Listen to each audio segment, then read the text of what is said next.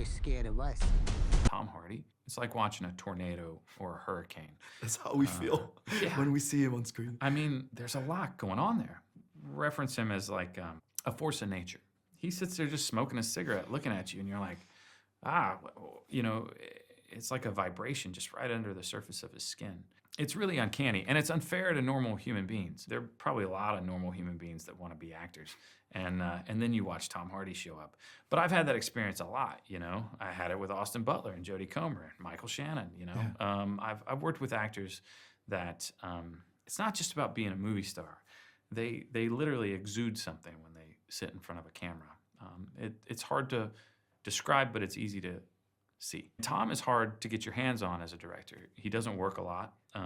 You know, he doesn't like to leave London, which I can understand, not wanting to leave your family.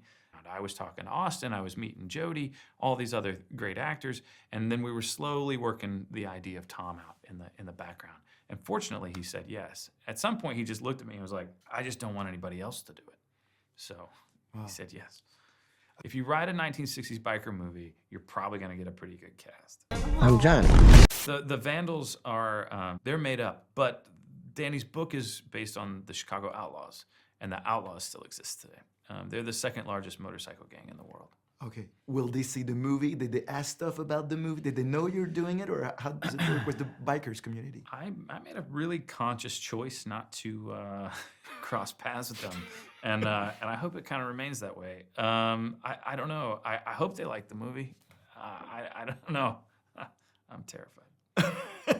It was a golden age for motorcycles. Somebody told me you're the guy I need to talk to. You're the man in charge.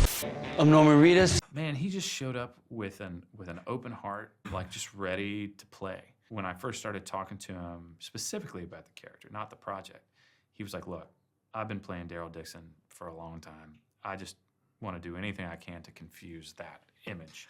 Just, you know, put anything you want on me. So his character, which suited his character, fortunately, it kind of became a catch-all for any crazy idea, any, you know, reference photo we found with some biker wearing a fur coat or anything crazy.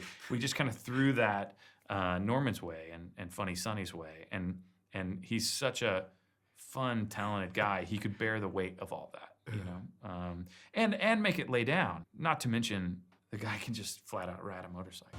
It's nice to meet some proper fuck-ups. I'm Benny. I have to admit, he took my breath away. Austin Butler was one of the first ones, you know, that showed up to talk to me about it. I think there's some complications, and I mean that in a positive way, inside of Austin. I think we're only seeing the beginning of a really great career from this guy. I remember walking away from the set because his character's pretty stoic. He's pretty quiet. And I just remember thinking, like, I gotta make another movie with this guy, because it's like you just want to, you know, see him do more. You want to kind of take him for a test drive, and hopefully this is just the beginning of our working relationship. I love actors, and I figure my job as a director is to help them do something honest in a very dishonest environment. You know, movies are fake. Everything about them's fake. You're asking a human being to show up and do something honest between action and cut. You know, I just want to help as best I can. Is that what this club is now? You can't handle. You can give everything you got to a thing. And it's still just gonna do what it's gonna do.